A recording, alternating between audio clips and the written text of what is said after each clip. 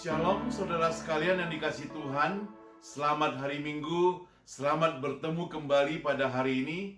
Kita mau ibadah bersama-sama di Gereja Cornerstone Indonesia San Francisco. Mari kita sama-sama beribadah. Kita persiapkan hati kita sekalian.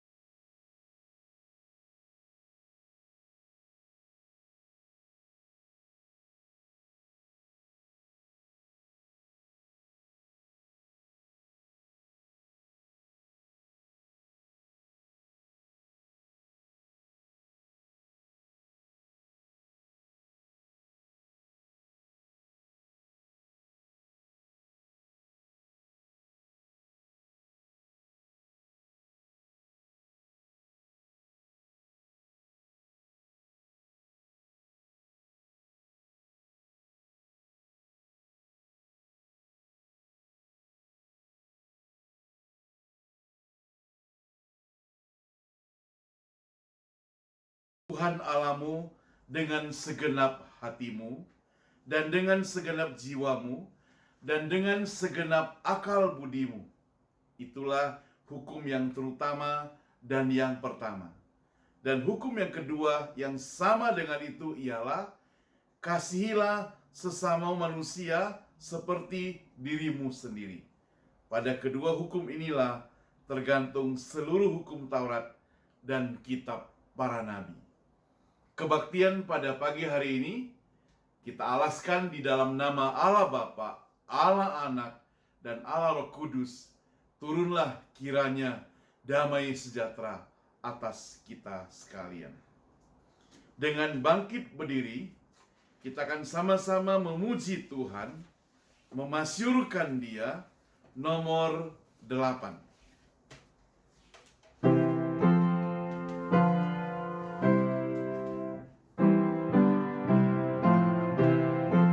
Sama-sama buka suara. Masyurkan Rajamu dan sembahlah Dia. Angkatlah suaramu, bernyanyi bergemar. Bernyanyilah dengan hati bergemar, memuji Dia. Kristus memerintah, kasih-Nya besarlah. Ya basuh dosaku, Ya bertata tinggi. Bernyanyilah dengan hati bergemar, memuji Dia. Kristus Yesus Tuhan, tatanya kekal. Kunci kerajaan maut diberikan padanya. Bernyanyilah dengan hati bergemar, memuji Dia. Kita masuk dalam doa. Terpujilah Engkau Allah Bapa kami yang di surga. Terpujilah Engkau Tuhan Yesus Kristus yang telah menyelamatkan kami. Terpujilah Allah Roh Kudus yang senantiasa memberikan penghiburan kepada setiap kami. Kalau pada pagi hari ini kami tetap boleh beribadah kepadamu, kami mengucap syukur kepadamu Tuhan. Walaupun kami berada di rumah kami masing-masing, biar kami boleh datang ke hadapan-Mu Tuhan. Oh Tuhan, terlebih dahulu kami mohon pengampunan dosa, sucikan setiap kami, supaya kami layak datang ke hadapan-Mu. Tuhan, tolong setiap kami Tuhan. Biar kami memusatkan perhatian kami, memuji dan memuliakan Engkau. Kami bersyukur Tuhan telah menyediakan hamba-hamba Tuhan yang akan menyampaikan firman Tuhan buat kami semua pada hari ini. Kami menyerahkan seluruh rangkaian kebaktian juga ke dalam tangan Tuhan. Bersyukur untuk seluruh teman-teman yang sudah bergabung bersama-sama pada pagi hari ini. Hanya di dalam nama Tuhan Yesus kami semuanya berdoa. Amin. Hormat diberi bagi Bapa, Anak, dan Roh Kudus, dari mula sampai sekarang dan seterusnya, termulia. Amin. Amin. Dipersilakan duduk kembali. Mari saudara, kita kembali akan memuji Tuhan. Tuhan itu tidak pernah meninggalkan kita. Dan Tuhan senantiasa melindungi kehidupan kita. Memprotek kehidupan kita juga. Biar kita tetap setia kepada Dia. Dan lebih dekat kepada Dia. 324.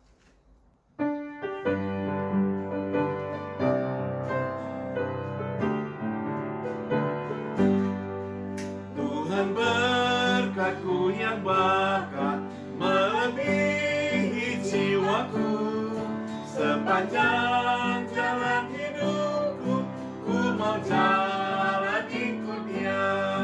Ku dekat padanya, ku dekat padanya, sepanjang jalan hidupku, ku mau jalan ikut Dia. Ku tak ingin nikmat dunia, disanjung dan dihormat. Ku rela tanggung derita, ku mau jalan ikut Dia. Ku dekat padanya, ku dekat padanya, ku rela tanggung derita, ku mau jalan ikut Dia. Lembah gelap, lautan bahaya, ada Tuhan sertaku. Saat pintu kekal buka, ku mau masuk dalamnya. Ku dekat padanya, ku dekat padanya. Saat pintu kekal buka, ku mau masuk dalamnya.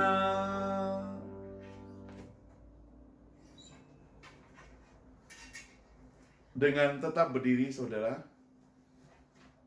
bersama dengan gereja segala abad dan segala tempat, kita akan sama-sama membaca pengakuan iman rasuli. Pengakuan iman rasuli.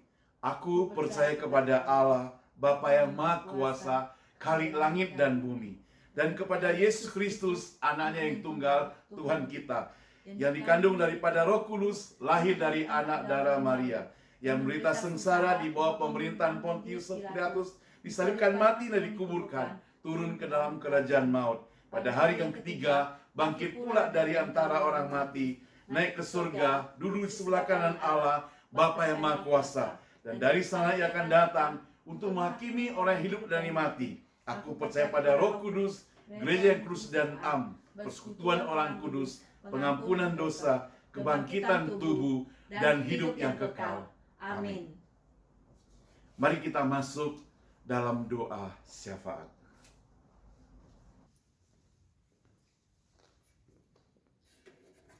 Mari kita tunduk kepala, kita akan doa syafaat. Bapa kami yang di surga, kami bersyukur kepadamu Tuhan, kalau pada hari ini kami boleh bersama-sama beribadah kepadamu. Kami juga bersyukur Tuhan, Engkau memberi kesempatan yang indah ini, memberi kami tubuh yang sehat, segala kecukupan kami Tuhan sediakan, kami mengucap terima kasih kepadamu. Tuhan, pada saat ini kami mau doakan buat gereja kami Tuhan, supaya Tuhan senantiasa memberkati gereja kami, khususnya pelayanan hamba Tuhan dan seluruh jemaat yang ada. Mereka yang sedang bergumul dengan pekerjaan, Tuhan senantiasa berikan mereka kesabaran, supaya mereka boleh mendapatkan pekerjaan yang terbaik tepat pada waktunya. Sementara bagi teman-teman yang bekerja pada saat ini, Tuhan lindungi mereka, Tuhan keluar masuk mereka, supaya mereka diberikan tubuh yang sehat. Sungguh-sungguh Tuhan memelihara mereka, Tuhan. Berkati keluarga mereka juga, Tuhan.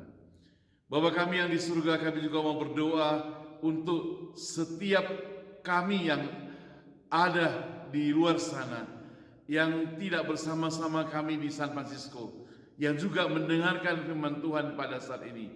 Berkati mereka Tuhan, senantiasa keluarga mereka, kesehatan mereka juga, pekerjaan mereka. Bapa kami di surga, kami juga mengingat akan California ini Tuhan. Beberapa waktu lalu sempat terjadi kebakaran hutan. Kami bersyukur saat ini sudah mulai reda. Bahkan kami melihat di langit sudah berwarna biru. Kami mengucap syukur kepada-Mu Tuhan, karena ternyata Engkau senantiasa melindungi, memelihara setiap kami. Kami tetap doa Tuhan untuk pandemik COVID-19 yang masih ada Tuhan. Oh Tuhan, peliharalah setiap kami Tuhan. Demikian juga berikan kerjasama yang baik dari setiap masyarakat yang ada, supaya hari demi hari COVID-19 ini boleh segera berlalu Tuhan. Dan kami rindu untuk kembali boleh beribadah di gereja, dan segala aktivitas yang diselenggarakan baik pekerjaan maupun tugas-tugas lain segera boleh dilaksanakan dengan baik. Tuhan Bapa kami di surga, kami juga mengingat pada saat ini untuk negara ini Tuhan, yang sedang mempersiapkan pemilihan presiden. Biarlah Tuhan campur tangan supaya terpilih presiden yang benar-benar takut akan Tuhan. Jaga keamanan Tuhan selama persiapan pemilihan presiden, dan semuanya Tuhan kami percaya Engkau dapat mengatasinya, dan kami serahkan ke dalam tangan-Mu. Bapa di surga, kami juga teringat untuk Indonesia Tuhan. Demikian juga mereka sedang melawan COVID-19. Tuhan, pakai setiap pejabat sampai presiden, demikian semua orang yang terlibat, agar mereka boleh bekerja sama dengan baik untuk memberantas COVID-19 Tuhan. Jaga dan pelihara semua mereka yang terlibat Tuhan, dan Tuhan senantiasa memberikan setiap orang tubuh yang sehat. Bapa di surga, kami mau serahkan ibadah kami pada hari ini ke dalam tangan Tuhan. Berkati urutan kebaktian Tuhan sampai kami boleh mendengarkan firman Tuhan dan menyelesaikannya Tuhan. Dan Tuhan sempurnakan doa kami Tuhan yang kami panjatkan dengan doa yang pernah Engkau ajarkan kepada murid-murid-Mu. Bapa kami yang di surga, dikuduskan nama-Mu, datanglah kerajaan-Mu, jadilah kehendak-Mu di bumi seperti di surga. Berikanlah kami pada hari ini makanan kami yang secukupnya, dan ampunilah kami akan kesalahan kami, seperti kami juga mengampuni orang yang bersalah pada kami. Dan janganlah bawa kami ke dalam pencobaan, tetapi lepaskanlah kami daripada yang jahat, karena Engkau lah punya kerajaan dan kuasa dan kemuliaan sampai selama-lamanya. Amin. Saudara, sebelum kita bersama-sama mendengar firman Tuhan yang hari ini akan disampaikan oleh Ibu Susan, mari saudara kita akan sama-sama melihat buku nyanyian kita nomor 160. Nomor 160, lagunya adalah Pernah Kau Dengar Kisah Salib.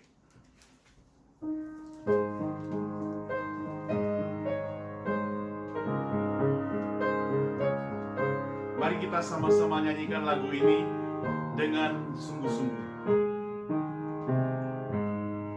Pernah kau dengar kisah salib yang mati gantimu, darahnya ngalir dari rusuknya untukku menebusmu. Yesus menderita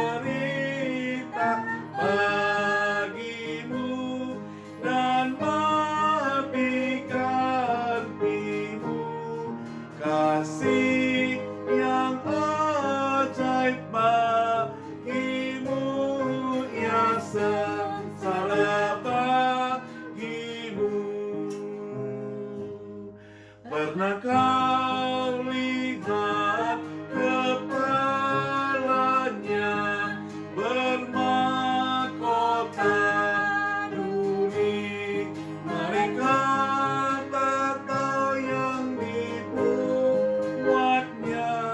Ampunilah Bapa, Yesus menderita bagimu dan mati gantimu.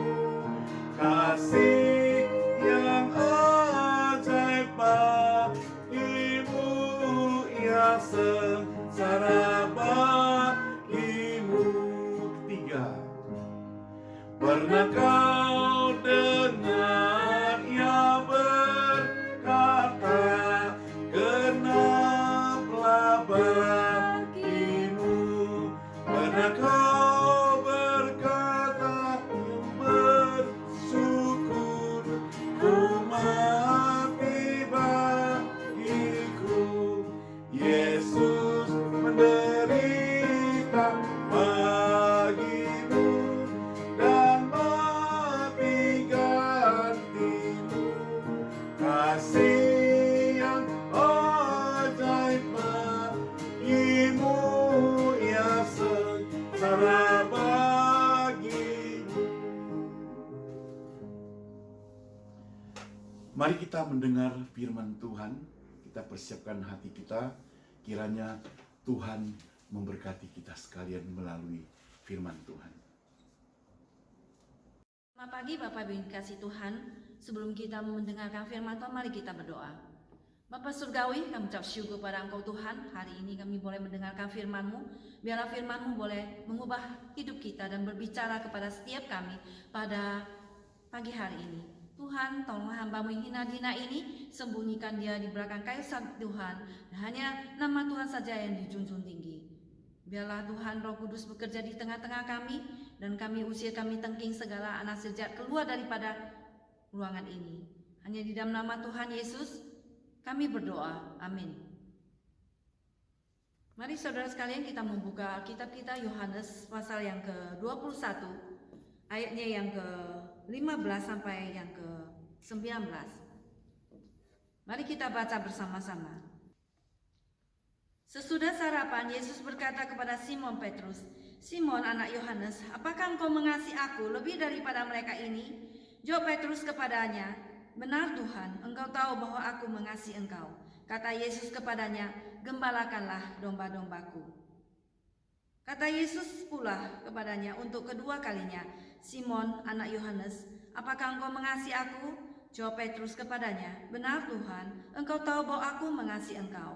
Kata Yesus kepadanya, "Gembalakanlah domba-dombaku."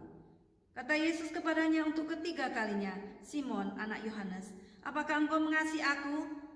Maka sedih hati Petrus karena Yesus berkata untuk ketiga kalinya, "Apakah engkau mengasihi aku?" Dan dia berkata kepadanya, "Tuhan, engkau tahu segala sesuatu, engkau tahu bahwa aku mengasihi engkau." Kata Yesus kepadanya, "Gembalakanlah domba-dombaku. Aku berkata kepadamu, sesungguhnya ketika engkau masih muda, engkau mengikat pinggangmu sendiri dan engkau berjalan kemana saja kau kehendaki. Tapi jika engkau sudah menjadi tua, engkau akan mengulurkan tanganmu dan orang lain akan mengikat engkau dan membawa engkau ke tempat yang tidak kau kehendaki." Dan hal ini dikatakannya untuk menyatakan bagaimana Petrus akan mati dan memuliakan Allah. Sesudah mengatakan demikian, ia berkata kepada Petrus, "Ikutlah aku." Ayat selanjutnya, ayat 20, ketika Petrus berpaling, ia melihat bahwa murid yang dikasihi Yesus sedang mengikuti mereka, yaitu murid yang pada waktu mereka sedang makan bersama duduk dekat kaki Yesus dan berkata, "Tuhan, siapakah dia yang akan menyerahkan engkau?" Ketika Petrus melihat murid itu, ia berkata kepada Yesus, "Tuhan, apakah yang akan terjadi dengan dia ini?" Jawab Yesus, "Jikalau aku menghendaki supaya ia tinggal hidup sampai aku datang, itu bukan urusanmu, tetapi engkau ikutlah aku." Maka tersebarlah kabar di antara saudara-saudara ini bahwa murid itu tidak akan mati. Tetapi Yesus tidak mengatakan kepada Petrus bahwa murid itu tidak akan mati, melainkan jikalau aku menghendaki supaya ia tinggal hidup sampai aku datang, itu bukan urusanmu. Demikianlah firman Tuhan. Hari ini judul kebanyakan kita renungkan bersama adalah apakah engkau mengasihi Yesus? Saudara, seiring berjalannya waktu di dalam perjalanan iman kita sebagai orang percaya, sering kita juga jatuh bangun dan gagal mengikuti Tuhan. Tetapi sekarang kita melihat di dalam situasi seperti ini, Petrus juga dipertanyakan menghadapi hal yang sama, di mana dia pada waktu pertama kali dipanggil Yesus di Danau Galilea, dan dia pada waktu itu sebagai penjala ikan, dan Yesus mengatakan, tebarkanlah jalamu, dan engkau akan mendapatkan ikan yang banyak. Maka dia menebalkan jalannya, mendapatkan mujizat yang banyak, dan Yesus mengatakan, ikutlah aku. Maka dia meninggalkan segala sesuatunya dan mengikut Tuhan. Dan demikian Tuhan membuat mujizat yang lain terhadap murid-muridnya dan juga kepada Petrus. Maka pada waktu Yesus pada malam mau disalibkan dan dihadapkan pada imam besar Kayafas, maka pada waktu itu iman daripada Petrus diuji dan imannya goncang. Dan pada waktu itu sebelum Yesus disalibkan, Yesus pernah berkata, Petrus, hati-hatilah kamu. Sebelum ayam berkokok, engkau akan menyangkal aku 3 kali. Tapi Petrus berkata, Tuhan, aku akan mati bersamamu. Tetapi apa janji daripada Petrus? Tuhan berkata kepadanya, sebelum ayam berkokok 3 kali, engkau telah menyangkal aku 2 kali. Demikianlah Petrus telah diprediksikan Tuhan Yesus bahwa dia akan menyangkalnya. Di dalam pemandangan seperti ini, saudara sekalian, Petrus telah menyangkal Yesus ketika dia dihadapkan oleh hamba perempuan yang ada di halaman daripada imam besar itu pada waktu Yesus disidang. Dan dia menyangkal, mengatakan bahwa dia tidak mengenal Yesus. Dan pada saat ini saudara sekalian, ketika Yesus sudah bangkit dari antara orang mati, Tuhan Yesus belum selesai dengan Petrus. Karena pada waktu itu Petrus setelah menyangkal Yesus dan ayam berkokok, maka Petrus pun menangis dengan sedihnya. Dan kita melihat pada waktu itu Yesus melihat dia, dan Yesus belum selesai dengan dia. Tapi pada waktu Yesus membangkit dari antara orang mati, maka Tuhan Yesus datang sendiri bertemu dengan Petrus secara pribadi dan berbicara dengan dia. Maka pada hari ini kita melihat bagaimana percakapan Yesus dengan Petrus pada waktu itu. Maka pertama-tama Yesus mengencounter Petrus yang pada waktu itu menghadapi keadaan yang sama. Tuhan Yesus menemui dia, di mana waktu Yesus sebelum disalibkan, dan dia pernah berkata kepada murid-muridnya, pergilah, katakanlah pada murid-muridnya dan kepada Petrus, ia mendahului kamu ke Galilea, dan di sana kamu akan melihat dia seperti yang sudah dikatakannya kepada kamu. Demikian kita melihat bahwa Petrus berada di pantai Danau Galilea, dan Tuhan Yesus ingin mengingatkan kepada dia akan kasihnya yang mula-mula kepada Tuhan Yesus, akan janjinya untuk menjadi penjala ikan. Dan pada waktu itu Petrus menghadapi situasi yang sama, dengan laut Galilea yang sama, dengan perahu yang sama, dan dengan murid-muridnya. Dan Yesus dengan pertanyaan sama berkata padanya, Simon anak Yohanes, apakah engkau mengasihi aku lebih daripada mereka ini? Ayat yang ke-15. Dengan kata lain Yesus ingin berkata, apakah engkau mengasihi aku dengan sepenuh hatimu, mengasihi aku dengan seutuhnya? Apakah engkau mengasihi aku dengan lebih daripada teman-temanmu ini, lebih daripada perahu-perahu ini, dan juga demi daripada ikan-ikan ini?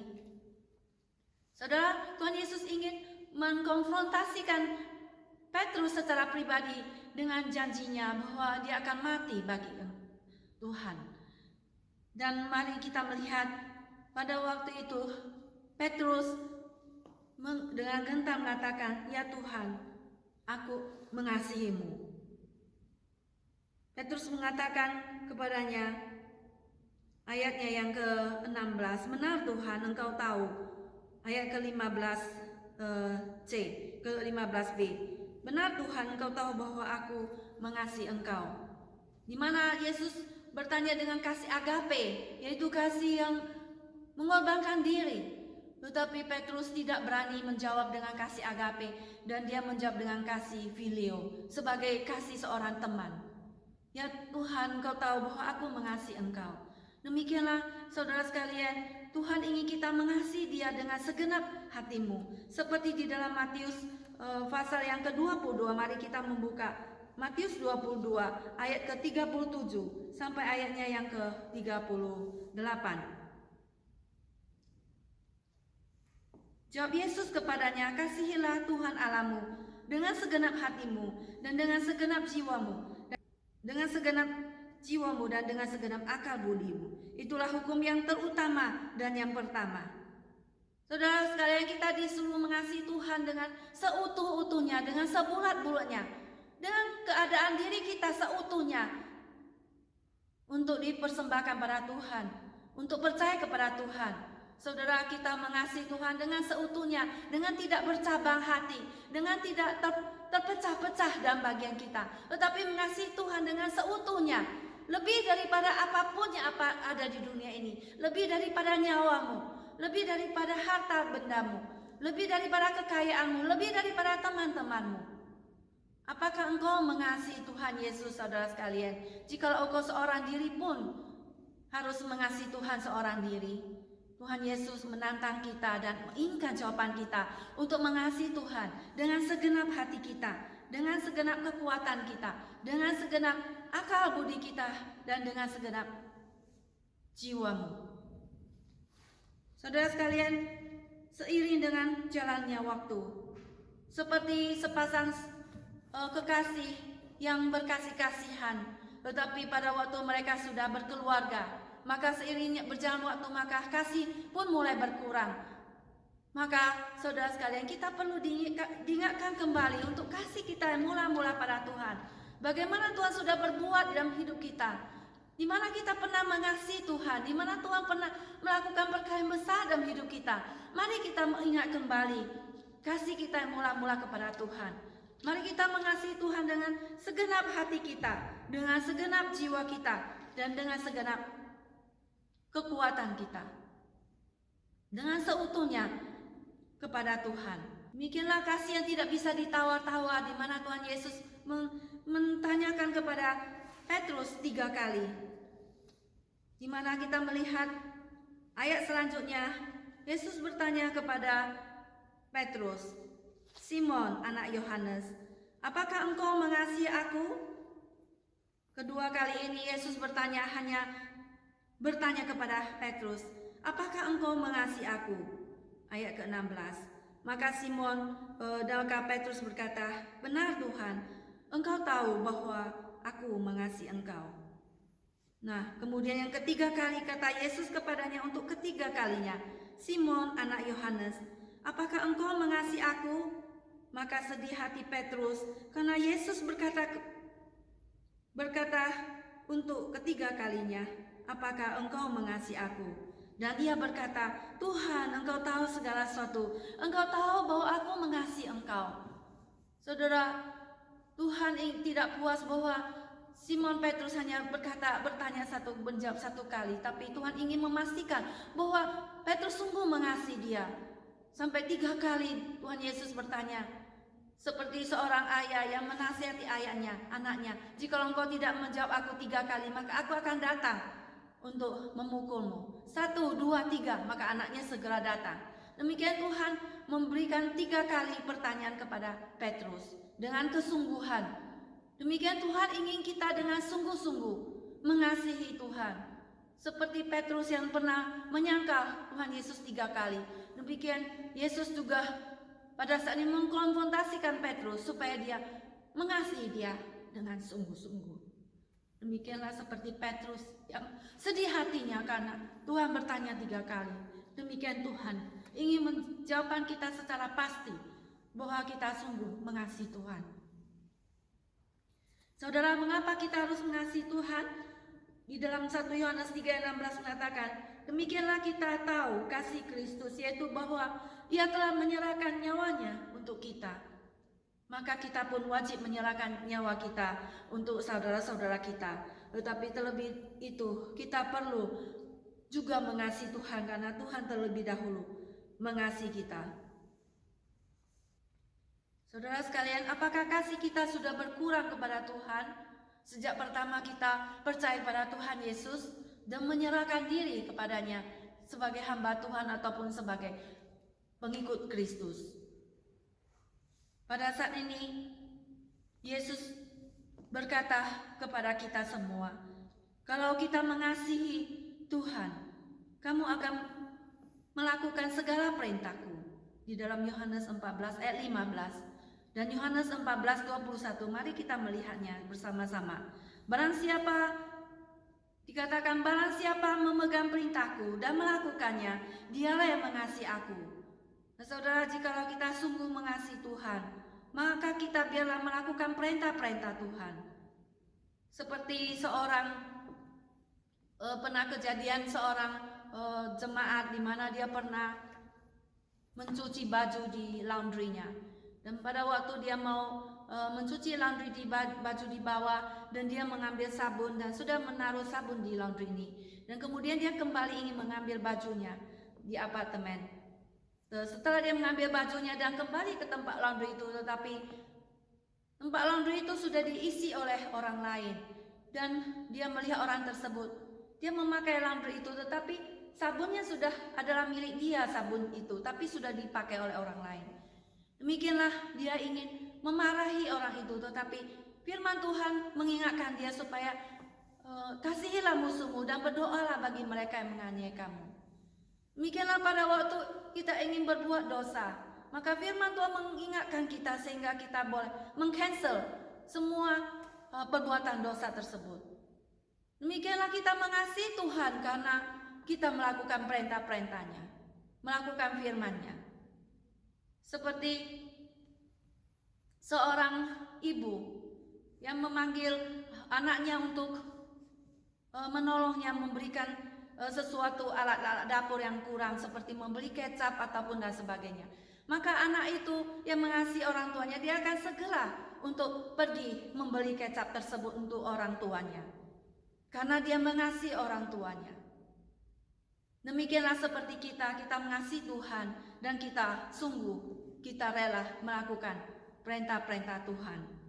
Demikianlah yang kedua, kita melihat tanda-tanda kita mengasihi Tuhan adalah kita melayani Tuhan. Di mana Tuhan mengatakan, gembalakanlah domba-dombaku. Ayat ke-15c kata Yesus kepadanya, kalau engkau mengasihi aku, gembalakanlah domba-dombaku. Di bahasa Inggris mengatakan feed my lamb, yaitu berikanlah makan kepada anak-anak dombaku.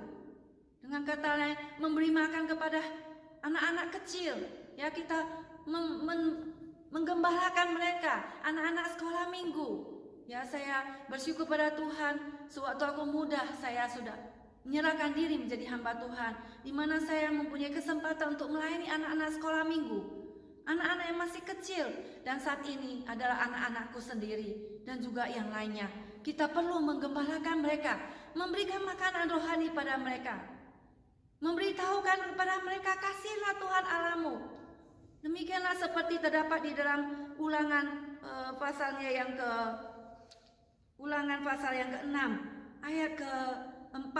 Di sana dikatakan, Tuhan berkata kepada mereka, dengarlah hai orang Israel, Tuhan itu Allah kita, Tuhan itu Esa. Kasihilah Tuhan Allahmu dengan segenap hatimu dan dengan segenap jiwamu dan dengan segenap kekuatanmu. Apa yang kuperintahkan padamu pada hari ini haruslah engkau perhatikan, haruslah engkau mengajarkannya berulang-ulang kepada anak-anakmu dan membicarakannya apabila engkau duduk di rumahmu, apabila engkau sedang dalam perjalanan, apabila engkau berbaring dan apabila engkau bangun. Hendaklah juga engkau mengikatkannya sebagai tanda pada tanganmu, dan haruslah itu menjadi lambang di dahimu, dan haruslah engkau menuliskannya pada tiang pintu rumahmu dan pada pintu gerbangmu.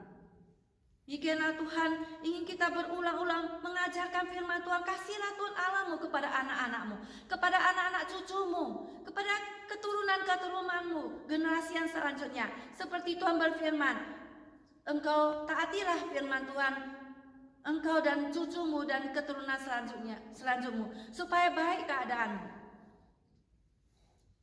Demikianlah kita saudara, kita perlu mengajari berulang-ulang untuk menggembalakan kawanan domba kita. Dan selanjutnya Tuhan Yesus berkata di 17c, kata Yesus kepadanya, gembalakanlah domba-dombaku yang kedua kali. Itu bahasa Inggrisnya feed my sheep, yaitu berikanlah, yaitu tend my sheep yang kedua, ya, gembalakanlah dombaku, artinya pelihara domba-dombaku. Dan yang ke-17c, kata Yesus kepada yang ketiga kalinya, gembalakanlah domba-dombaku, juga feed my sheep, artinya adalah supaya kamu itu memelihara domba-dombaku.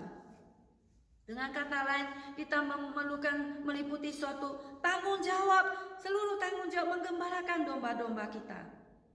Dimana kita sebagai orang tua, sebagai seorang hamba Tuhan, sebagai seorang murid Kristus, kita perlu menggembalakan domba-domba yang Tuhan percayakan kepada kita. Seperti di dalam 1 Yohanes, seperti di dalam 1 Petrus, di mana dikatakan pasal 5 ayat 2, gembalakanlah kawanan domba Allah yang ada padamu, jangan dengan terpaksa tetapi dengan sukarela. Jangan kita dengan bersungut-sungut, tapi dengan sukarela.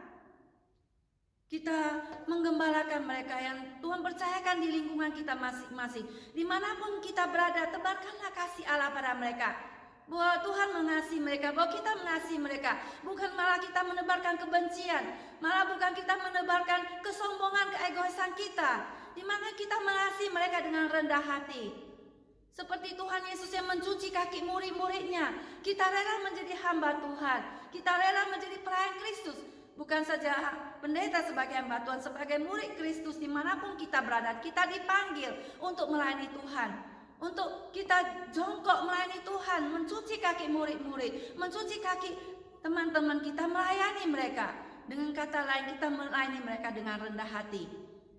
Saya pernah melihat suatu kutipan di mana dikatakan supaya kita melayani dengan rendah hati. Kenapa demikian saudara sekalian? Karena iblis itu menganjurkan kita untuk kita berlaku supaya kita membenci, untuk kita supaya berlaku dengan sombong, mengikuti keangkuhan daripada dunia ini. Tetapi kita mengikuti Tuhan, bukan? Kita tidak mengikuti arus dunia ini, tapi kita mengikut Tuhan. Seperti Yesus berkata, ikutlah aku, dia berkata pada Petrus. Demikian juga kita mengikut Yesus. Kita mengikuti contoh teladannya, yaitu kita melayani Tuhan dengan rendah hati, melayani anak-anak kecil. Karena anak-anak kecil pun adalah manusia seutuhnya yang Tuhan cinta, yang perlu kita pupuk menjadi manusia seutuhnya. Saudara sekalian, demikianlah kita melayani Tuhan dengan seluruh dedikasi kita. Di mana kita melayani tidak dibayar, tetapi dengan pengabdian diri, dengan penuh pengorbanan. Seperti pada waktu kita sebelum ada pandemi, kita berkumpul bersama, kita memasak dengan mengeluarkan uang yang ada pada kita sendiri.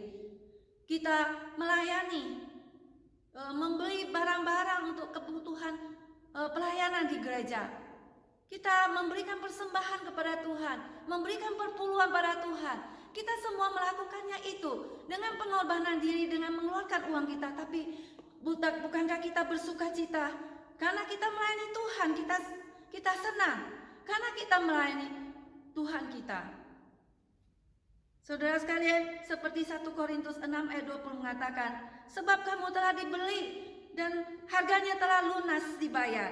Karena itu, muliakanlah Allah dengan tubuhmu. Bila kita mempersembahkan tubuh kita sebagai persembahan yang hidup, yang kudus dan berkenan kepada Allah, itulah ibadahmu yang sejati.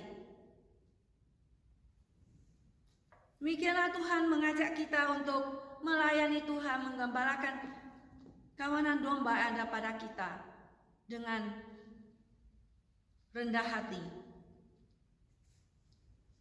Dan selanjutnya saudara sekalian, yang ketiga adalah bukan hanya kita disuruh Tuhan untuk mengasihi Tuhan dengan segenap hati kita, dengan seutuhnya.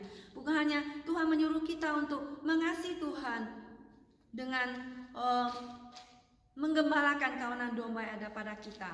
Tapi kita juga diberitahu oleh Tuhan supaya kita mengasihi Tuhan dengan rela mati bagi Tuhan. Di dalam ayatnya yang ke-18 dan 19 kita melihat di sini di mana setelah itu Yesus langsung sambung berkata kepada Petrus, "Aku berkata kepadamu, sesungguhnya ketika engkau masih muda, engkau mengikat pinggangmu sendiri dan engkau berjalan kemana saja kau kehendaki. Tetapi jika engkau sudah menjadi tua, engkau akan mengulurkan tanganmu dan orang lain akan mengikat engkau dan membawa engkau ke tempat yang tidak kau kehendaki." Dan hal ini dikatakannya untuk menyatakan bagaimana Petrus akan mati dan memuliakan Allah. Sesudah mengatakan demikian, ia berkata kepada Petrus, "Ikutlah aku." Saudara sekalian, mengasihi Tuhan dengan rela mati bagi Tuhan. Demikian kita melihat tradisi bagaimana caranya Petrus akan mati, di mana kita melihat tradisi berbicara pada kita bahwa Petrus mati secara martir, di mana dia mati di Roma karena imannya. Dia disalibkan dengan terbalik dengan model X karena dia merasa tidak layak disalibkan seperti Tuhan Yesus, dan dia rela disalibkan terbalik demi Injil Kristus. Demikianlah dia rela mati bagi Tuhan karena imannya kepada Tuhan, kasihnya kepada Tuhan.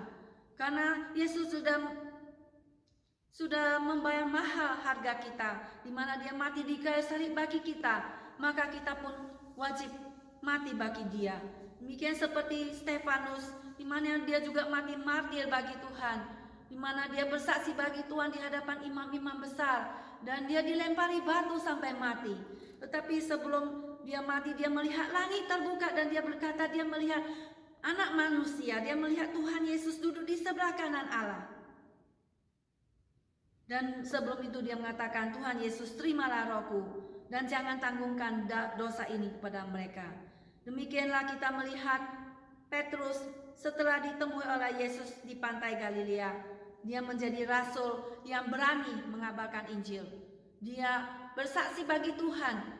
Dia tidak takut lagi dan dia tidak mundur lagi. Seperti sebuah lagu mengatakan, "Bila aku ingat cinta Tuhanku, ku tidak mau mundur lagi. Bila aku ingat kasih Tuhanku, ku tidak mau mundur lagi."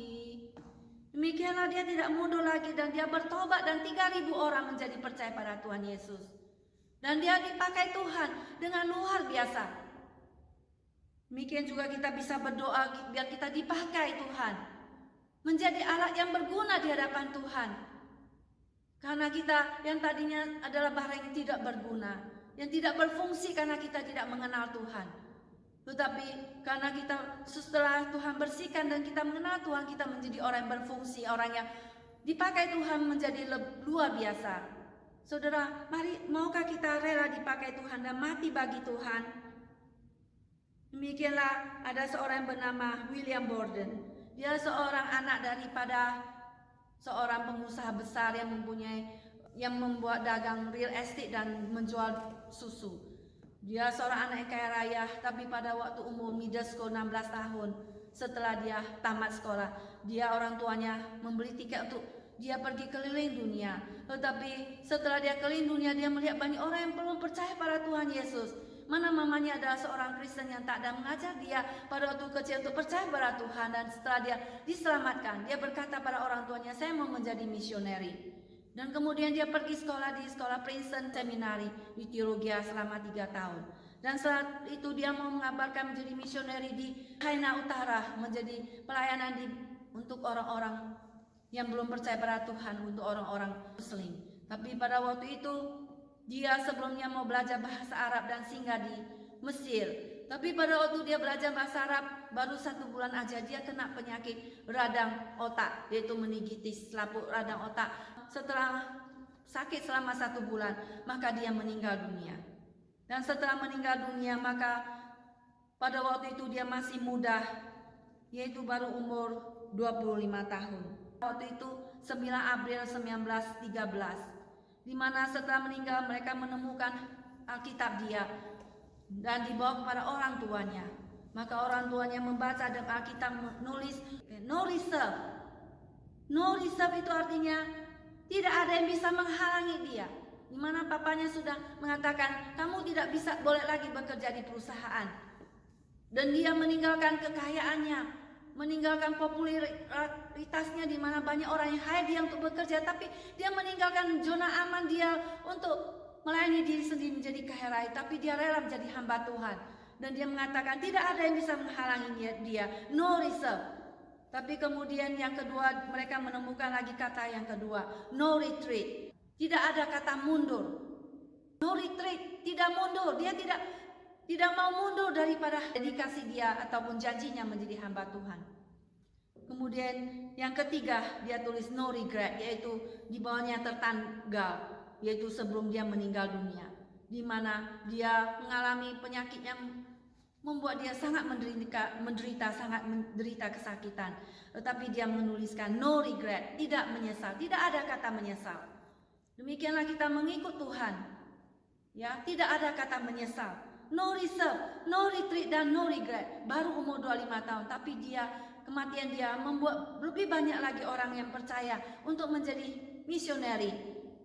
Ya, demikianlah Tuhan mengajak kita hari ini. Berani hidup bagi Tuhan dan mati bagi Tuhan. Karena hidupku bukannya aku lagi, tetapi Kristus yang hidup di dalam aku. Demikianlah kata Rasul Paulus dalam Galatia 2:20. Dan hidupku yang kuhidupi dalam daging adalah hidup oleh iman pada anak Allah yang telah mati bagiku. Nah saudara, mari kita mengasihi Tuhan dengan rela mati bagi Tuhan. Dan yang keempat saudara, mengasihi Tuhan dengan tidak mudah terganggu oleh situasi di sekitar kita. Pada ayat ke-20 kita membacanya, ketika Petrus berpalingnya melihat bahwa murid yang dikasih Yesus sedang mengikuti mereka, yaitu murid yang pada waktu mereka sedang makan bersama duduk dekat Yesus dan yang berkata, Tuhan, siapakah dia yang akan menyerahkan engkau? Ketika Petrus melihat murid itu, ia berkata pada Yesus, Tuhan, apakah yang akan terjadi dengan dia ini? Jawab Yesus, jikalau aku menghendaki supaya tinggal hidup sampai aku datang, itu bukan urusanmu, tapi engkau ikutlah aku. Maka tersebarlah kabar di antara murid-murid saudara-saudara itu bahwa murid itu tidak akan mati, tetapi Yesus tidak mengatakan kepada Petrus bahwa murid itu tidak akan mati, melainkan jikalau aku menghendaki supaya ia tinggal hidup sampai aku datang, itu bukan urusanmu. Di sini kita melihat Petrus setelah mendengar diprediksi oleh Tuhan Yesus dia akan mati, dia akan mati secara itu, maka dia pun bertanya, ya Tuhan, apa akan terjadi dengan Yohanes? Yaitu murid yang mengikut mereka di belakang. Itu adalah Rasul Yohanes sendiri. Maka Yesus berkata, itu bukan urusanmu, kamu ikutlah aku.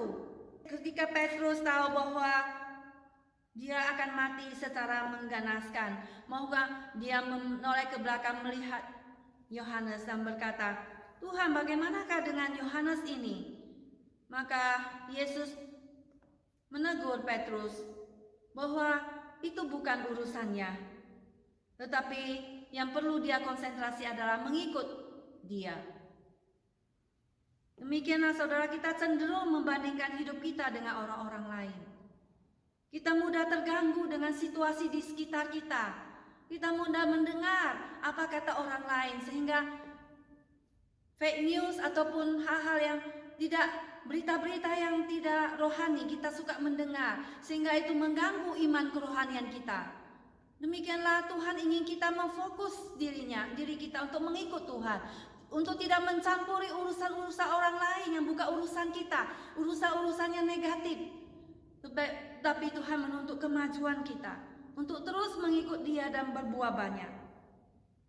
Saudara, kita harus tetap setia mengikut Tuhan, mengikut Dia sampai mati. Anak saya juga suka bertanya, "Ma, apa yang terjadi ya, Ma? Apa ini, apa itu?" Maka saya berkata padanya, "Itu bukan urusanmu. Itu bukanlah hal yang penting. Kamu uruslah dirimu sendiri." Demikianlah kita perlu untuk mengembangkan diri kita, potensi yang ada pada kita, untuk kita terus berjalan bersama dengan Tuhan Yesus. Ketika Karba berkunjung ke Amerika tahun 1962 di kampus dari University of Chicago, dan dia memberikan kuliahnya dalam bidang teologi, dan pada waktu itu salah satu murid bertanya kepadanya, "Bolehkah engkau memberikan kesimpulan dalam satu kalimat apa yang seluruh pekerjaan hidupmu dalam teologi?" Maka Babu menjawab bahwa dia hanya tahu satu hal, bahwa tuh Jesus loves me, that's I know. Seperti lagu yang diajarkan oleh mamanya kepada dia pada waktu dia kecil. Yesus sayang padaku, Alkitab mengajarku. Itulah yang dikatakan Jesus loves me, that I know, for the Bible tells me so. Seperti juga Paulus yang berkata dalam Filipus 3 ayat 10, "Yang kukehendaki ialah mengenal Dia dan kuasa kebangkitannya. Demikian aku menjadi serupa dengan Dia dalam kematiannya, supaya aku akhirnya beroleh kebangkitan dari antara orang mati." Demikian juga Filipi 3 ayat 7-8, "Tetapi apa yang dahulu merupakan keuntungan bagiku, sekarang kuanggap rugi karena Kristus. Malahan segala sesuatu kuanggap rugi karena pengenalan akan Kristus Yesus Tuhanku lebih mulia daripada semuanya. Oleh karena Dialah aku telah melepaskan semuanya itu dan menganggapnya sampah, supaya aku memperoleh Kristus." Demikianlah saudara sekalian, Tuhan inginkan Petrus untuk terus berjalan bersama dengan Dia, melakukan kehendaknya, untuk tetap taat kepada Tuhan. Di mana kita melihat gereja mula-mula mencatat bahwa Yohanes menghabiskan beberapa tahun di Pulau Patmos, di mana dia dibuang pada waktu itu, dan dia kembali ke Efesus, mati di usia yang tua. Di mana Tuhan, kita melihat Yohanes adalah murid yang paling mengasihi Tuhan Yesus, dan Tuhan paling mengasihi dia. Dia satu-satunya yang tidak mati martir, tapi dia dibuang dan mati pada usia tua. Dan maka Tuhan Yesus berkata kepada Petrus, "Itu bukan urusanmu jikalau aku menginginkan dia untuk tetap hidup sampai aku kembali." Di mana pada waktu itu Rasul Yohanes melihat pemandangan Yesus akan datang kedua kali, di mana dia melihat visi akhir daripada dunia ini, yaitu hari kiamat. Tuhan memberikan dia privilege yang khusus kepadanya untuk dia tinggal tetap. Itu bukan urusan kita. Demikianlah Tuhan memberikan semua talenta yang berbeda kepada kita masing-masing. Tuhan memberikan karunia yang berbeda-beda kepada setiap orang. Ada yang dipanggil menjadi hamba Tuhan full time, ada yang dipanggil Tuhan paruh waktu, yaitu di mana dia bisa bekerja dan melayani Tuhan. Tuhan memanggil kita berbeda-beda. Demikian kita tidak iri satu dengan lain, tapi kita fokus kepada bagian kita masing-masing, mengerjakan apa yang kita bisa lakukan di dalam bagian porsi yang Tuhan berikan pada kita. Dan kita tidak bisa menjadi seperti orang lain, tapi kita boleh melakukan sesuai kehendak Tuhan. Mari saudara sekalian, kita mengasihi Tuhan Yesus dengan sebaik-baiknya, dengan seutuhnya dan sebulat-bulatnya. Mari kita menggembalakan kawanan domba Tuhan yang dipercayakan kepada Tuhan, pada kita, dengan rendah hati. Mari kita juga berani mati bagi Tuhan, dan mari kita tidak membandingkan diri kita dengan orang lain, dan tidak mudah terganggu dengan situasi di sekitar kita, dan kita tetap mengikut Tuhan sampai akhir. Amin. Mari kita masuk ke dalam doa. Bapa di dalam surga, kami ucap syukur pada Engkau Tuhan, di mana pada hari ini kami boleh mendengar firman-Mu. Biarlah firman Tuhan ini boleh berbicara pada setiap kami dan menjadi berkat bagi setiap kami. Dimanapun kami berada Tuhan, Engkau mengubah kami dan memberkati kami. Terima kasih Tuhan, hanya dalam nama Tuhan Yesus kami berdoa. Amin. Kita berterima kasih kepada Ibu Susan yang telah menyampaikan firman Tuhan ke kita sekalian. Kiranya Tuhan memberkati dia, dan juga memberkati kita sekalian yang telah mendengarnya. Kita akan mempersiapkan diri, memberikan yang terbaik kepada Tuhan, memberi persembahan untuk pekerjaan Tuhan. Hari ini kita akan nyanyikan nomor 229 sebagai persiapan kita untuk memberikan yang terbaik bagi Tuhan. Pimpin aku.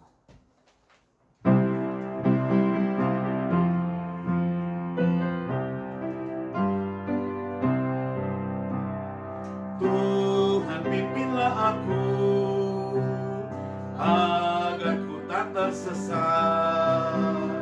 Kau beserta amanlah di dalam anugerah-Mu. Pimpin aku agar ku tak tersesat, melewati hidupku sampai tiba di surga. Saat lama berdepan, Kau yang melindungiku, Kau dekatku, tenanglah, itulah harapanku.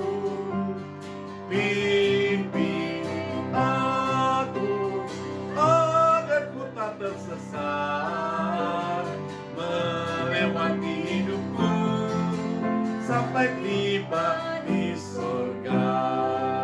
Tuhan, pimpinlah aku sampai badai berlalu. Saat tiba di surga, air mataku terhapus. Pimpin aku agar ku tak tersesat, melewati hidupku sampai tiba di surga. Kita akan mengucapkan syukur kepada Tuhan dengan doa bersama. Tuhan, sekali lagi kami bersyukur kepadamu. Melalui kesempatan ini kami boleh memberikan sebagian dari berkat yang Engkau berikan pada kami untuk pekerjaan Tuhan. Berkatilah Tuhan setiap kami yang telah memberikan persembahan kepada Tuhan. Kiranya apa yang kami berikan Tuhan dapat dipergunakan untuk memperluas kerajaan Tuhan. Berkati setiap tangan-tangan yang telah memberikan yang terbaik ini kepada Tuhan juga. Berkati juga tangan-tangan yang akan mengelolanya. Hanya di dalam nama Tuhan Yesus kami semua berdoa. Amin. Mari saudara, saya ajak kita bangkit berdiri semua. Kita akan nyanyikan doksologi, kemudian doa berkat, dan ditutup dengan Amin Song.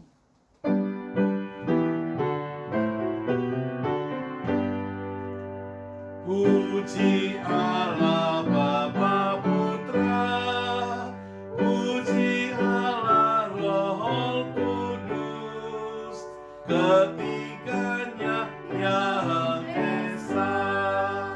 Pohon selamat sumber berkat. Amin.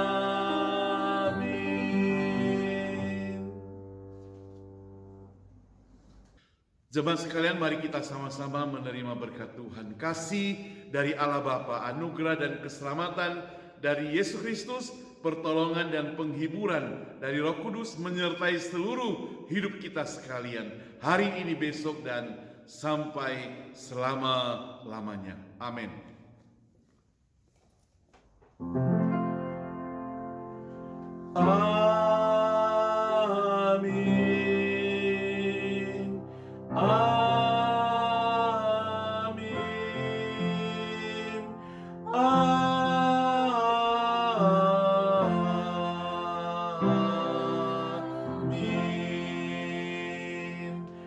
Amin.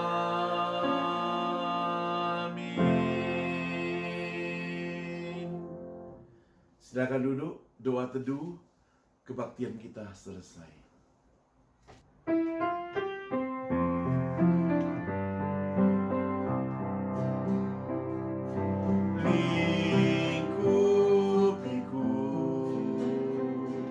dengan sayap-Mu. Naungiku dengan kuasa-Mu. Di saat badai bergelora, ku akan terbang bersama-Mu. Bapa, Kau Raja atas semesta, ku tenang sebab Kau Allahku. Ku tenang sebab Kau Allahku.